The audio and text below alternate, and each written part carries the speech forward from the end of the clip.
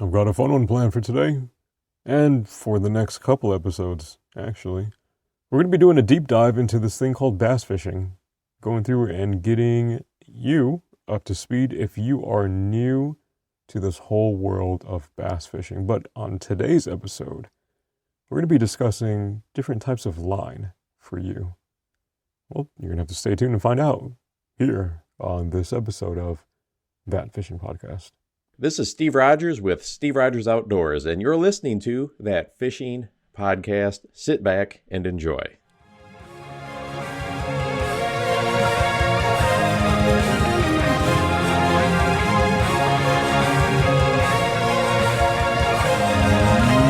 Yo!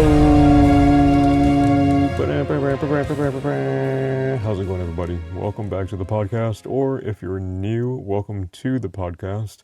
I'm your host, That Fishing Noob, and first and foremost, thank you. Thank you for joining me today. Things might sound a little bit different, and that's because I have a new mic, so potentially stepping up the podcast game, I don't know. But I'm trying out a new mic for this episode, so bear with me. If it sounds better, then cool. If it sounds worse, then not cool. Let me know. Yeah, I don't really have much of an update. I originally had planned to share some random stuff at the beginning, but I don't remember what I wanted to share now. And for the last 4 or so episodes, I've kind of just been doing it off the cuff with no script, no notes, kind of just winging it and seeing where the episode goes. So no different on today's episode. Let's see what kind of nonsense and goodness we can get into. Mostly goodness, hopefully.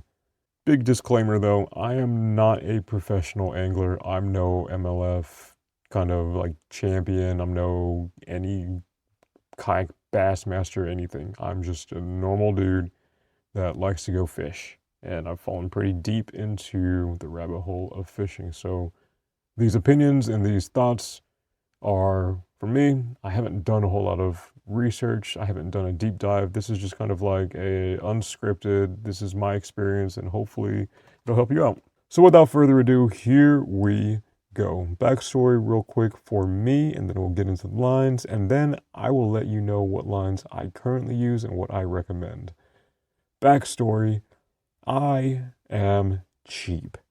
And I've always fished with really cheap lines. When I first started, I just used whatever was the cheapest line that I can get the biggest spool of and go from there. My fishing adventures started with borrowing my buddy's equipment and going inshore fishing. I don't remember what kind of line he used, but once I finally went through and bought my own stuff, initially it was pre-spooled with monofilament. And then I found more monofilament, then found copolymer, and then the story continues up to where I am now. We have to wait for that. So for you just starting to get into this thing called bass fishing, you might be wondering, like, what kind of line should I get? And does line cost and line type actually make a big difference? Short answer to everything, it depends. Depends on what you're trying to do in this world of bass fishing, or if you're trying to have multi-species reels because you only have maybe 1 or 2 combos. So we're going to be discussing monofilament, fluorocarbon, copolymer, and braided lines. So starting with monofilament line, this is going to be the cheapest out of all of the line options. And I think for that reason alone, it's probably going to be the most noob-friendly, the most budget-friendly. Monofilament is going to come in all different pound tests, so you can get it in a wide variety if you're looking for a thinner line, thinner diameter line. So like 2 pound, 4 pound, 6 pound, all the way up to heavier stuff. Like 80 if you are doing some surf fishing or some inshore or just trying to target some bigger offshore fish. It is going to be a floating line, and the biggest thing with monofilament is it is going to be a stretchy line. And you might be thinking, like, why does it matter if a line is stretchy or not? So, here's one thing to consider when you're fishing. Whenever you get a fish to bite whatever it is you're throwing, you're going to have to do something called setting the hook. There's different types of hook sets. There's like a really snappy hook set. There's really obnoxious hook sets, which you really don't need to do. There's like rolling into it. Different hook sets for different lures that you're throwing. And we'll get into that probably in a different episode. But monofilament is a stretchy line. So if you're, for example, fishing a topwater, say like a frog, and you really need to go through and drive those giant gauge hooks into the fish, monofilament is going to have less hook setting power compared to other lines that don't stretch.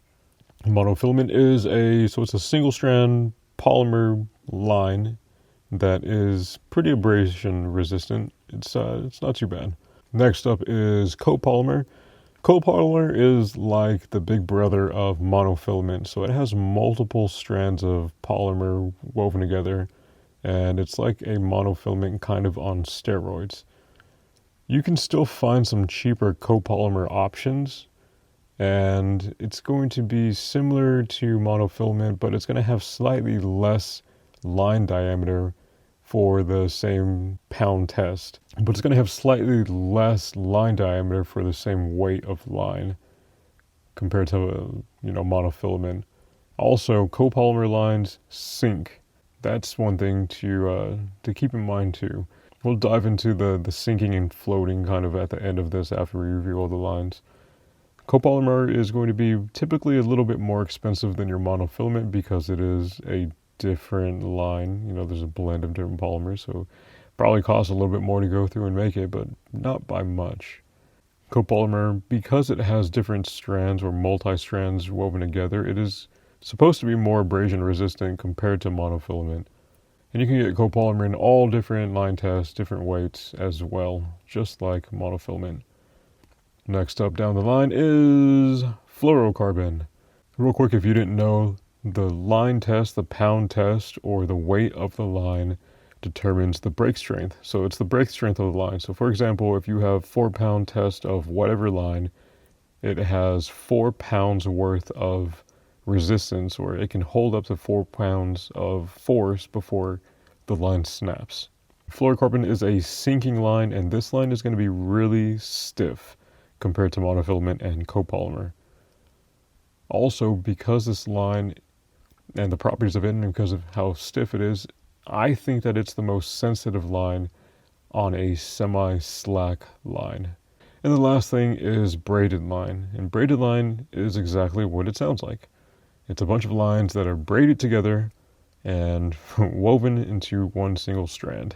The braided line is going to be the thinnest line out of all of them for whatever pound test that you're throwing. It's going to be super, super thin. However, it is not very abrasion resistant because of the line, because of how it's made.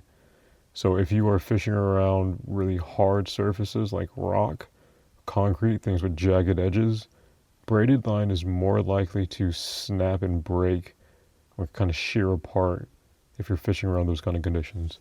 So in a nutshell, the main lines, you have monofilament, copolymer, fluorocarbon, and braided.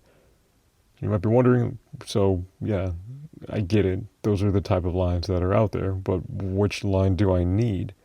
So earlier I mentioned it depends. It depends on what your budget is. It depends on what you're trying to throw. It depends on if you're trying to make a do-all, catch-all one combo because that's all you have. All depends. So if you only have 1 or 2 combos, then you can get away with using something like just monofilament or just copolymer or just fluorocarbon. If you are more budget oriented and you don't have a whole lot of money to spend on, fishing lines, just go get a really big spool of monofilament from Walmart and make sure you spool it up on your gear correctly. So for example, if the line is twisting off counterclockwise, it just needs to match the rotation of your spool. If your spool is feeding line onto your reel counterclockwise, then it should be coming off the spool of the line like the same way. Monofilament is a good catch-all kind of line. So I've fished for cats on it. I've caught crappie on it. I've caught bass. My buddy that I used to go fish with would, we'd target reds, we'd target speckled trout, flounder, sheepshead, all of that all came on monofilament. So I mentioned earlier that monofilament has a little bit of stretch whenever you're setting the hook, which can be good. So for example, if I'm fishing something like a square bill crankbait or a lipless crankbait, like a rattle trap, then typically when I'm setting the hook onto those fish, it's not a snappy hook set because you're fishing with two treble hooks. There's not really a need to go through and set the hook into the fish. It's more like the fish already hooked itself. All you're doing is keeping tension and, getting the fish back to wherever you are, whether it's in a kayak, a boat, or on the bank. So that stretch really helps go through and lean into that hook set and then just keep the fish pinned. And same thing with the copolymer, a little bit less stretch, but still the same thing. And both of those, monofilament and copolymer, are going to be abrasion resistant. So if you're fishing around, timber, it is going to have some abrasion resistant properties. Now, because monofilament is also a floating line, you could go through and fish top water presentations as well. So something like a popper would be good, or something like a spook could be good. Kind of those treble hook presentations that you don't really need to get a really snappy and a hard hook set to where you're really having to transfer, or you want to transfer all of the force from your hook set directly into your lure. So a whopper plopper, a spook that has trebles, a popper, those kind of treble applications would be alright using monofilament to go through and fish with. Now you might be wondering, why does floating or sinking line, why does that even matter? So if you were throwing a line that sank down, but you're trying to keep a topwater presentation, that lure, depending on how long you're letting that line sit, would have a tendency to want to dive under the water because that's where your line is starting to go. Compared to if your line was floating, then, it's just following that line back on the surface of the water. Fluorocarbon is really good. I think fluorocarbon and braided are going to be the most sensitive lines out of the four of them. Braided line is going to be the most sensitive, but second to that, especially on a slack line, is going to be fluorocarbon. So fluorocarbon is also the most expensive probably out of all of them, especially if you're paying for quality line. However, the quality of it is going to be good, especially for the presentations that you're trying to go for. So fluorocarbon line is going to be great. It is a sinking line, but it's going to be great for those bottom contact or those presentations that you're using a slack line in. So if you're throwing a wacky and you're just letting that worm shimmy down, or if you're throwing a weightless Texas or a weighted Texas, or if you're throwing a Ned or a jig, something that while you're going through and working it, and then you work it and then you let it sit and rest and do its thing, you're going to have a slack line, a semi-slack line while your lure is doing its thing in between actually giving it some kind of input. Fluorocarbon is a great line to be able to detect bites in that semi-slack compared to monofilament and compared to braided and copolymer. Fluorocarbon is also going to be stiffer than monofilament and copolymer, so whenever you set the hook, more of your force is going to transfer into your lure. So it could be good if you're fishing something with a larger gauge hook. And the last thing is braided line. Braided line is going to be the most sensitive on a taut line. I primarily use braided line for topwater presentations because it is a floating line. Also, it's a very thin diameter line for the pound test that it is, so if you're fishing around vegetation and stuff, then you could go through and cut through it, pop through it, and continue to fish and fight the fish and bring it back to the boat. Good to go. So out of all of those lines, I'll go over how I've used them and what I currently use them for. So right now, like I mentioned before, I started with just one combo. And then one combo became three became five, and you know how that goes. Now I have like 12. I have designated rods now because I got into tournament fishing and it's easier to go through and swap rods than how's the saying? It's easier to go through and switch to your secondary rod than like reloading your primary rod. So that's kind of my philosophy with all of the different presentations. Tournament days is a time crunch, so it's, even if it takes a minute to tie on some of these like more difficult presentations, like a drop shot, maybe not even a minute, but like 30 seconds. 30 seconds is a lot of time for casting and just making good, accurate casts to see if there's cooperative fish there. So I have only one rod right now with a heavier pound mono, and that is my surf rod. All of my other rods, my other combos, have a combination of fluorocarbon and braided line, with the exception of my dock runner. My dock runner has random copolymer because I was like, well, what am I going to do with this spool of copolymer that I still have? I guess I'll throw it on my dock runner. And my dock runner is a kind of a jokey, funny, trolly, just have a fun time fishing, like just fun fishing. I'm not going to go bank on, catching a big fish in a tournament with my dock runner, so I can afford to go through and just use a random copolymer line. Copolymer is probably my least favorite out of those four, though, and probably number one is going to be fluorocarbon, and specifically, so not a sponsor, but Sunline FC Sniper.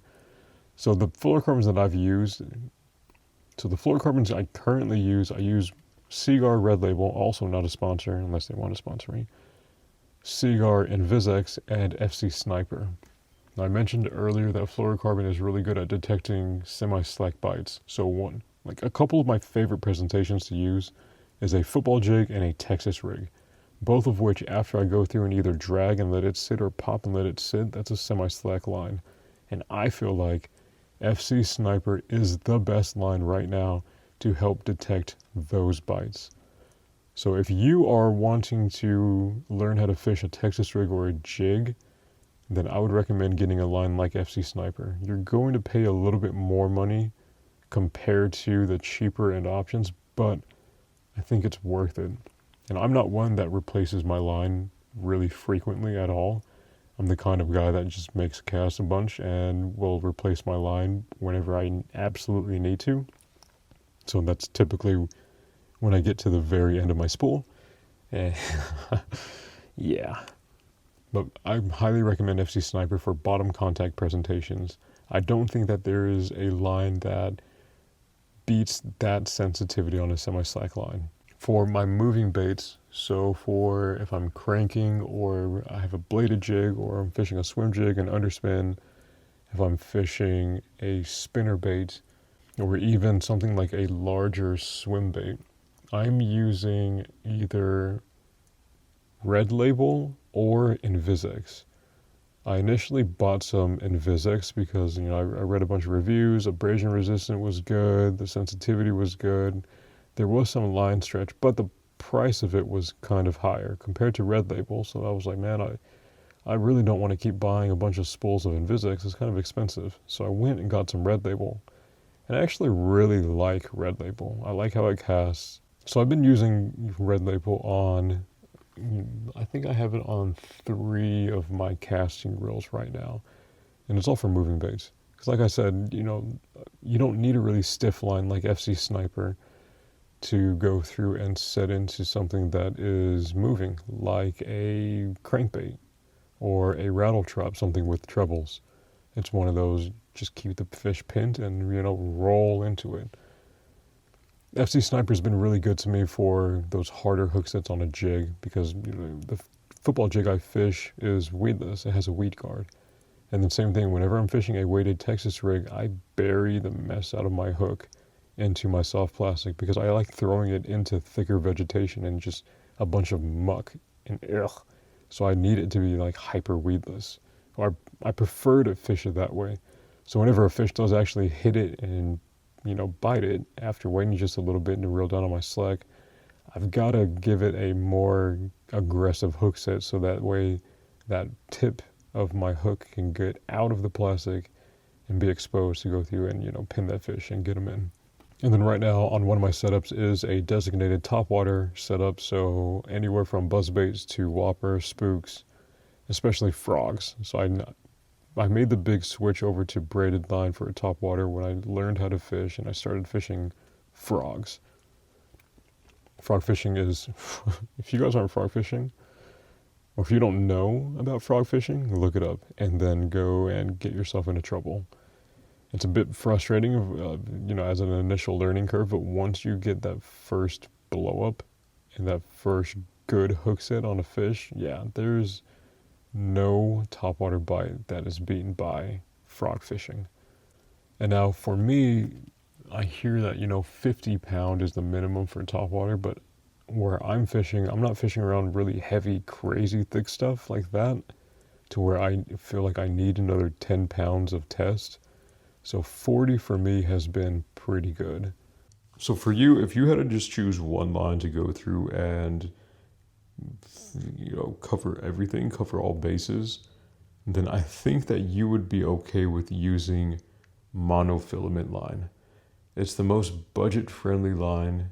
It definitely can go through and catch you fish.